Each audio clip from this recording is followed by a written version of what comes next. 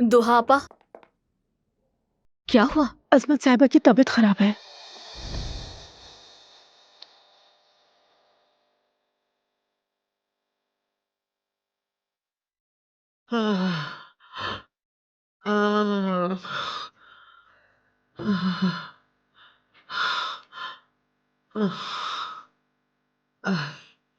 शुक्रिया बेटा, शुक्रिया तुम्हारा।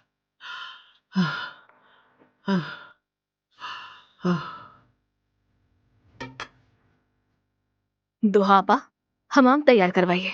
मैं इन्हें नहलाऊंगी। नहा लेंगी तो इनकी तबीयत बेहतर हो जाएगी।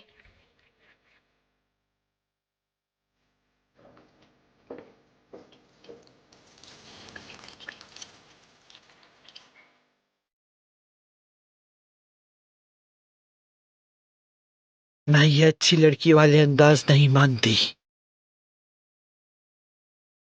मैं तुम्हारी नियत तुम्हारी आंखों में देख सकती हूँ।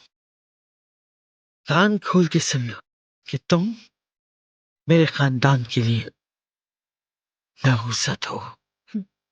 बस आप सेहतयाब हो जाए, यही अहम है बहुत।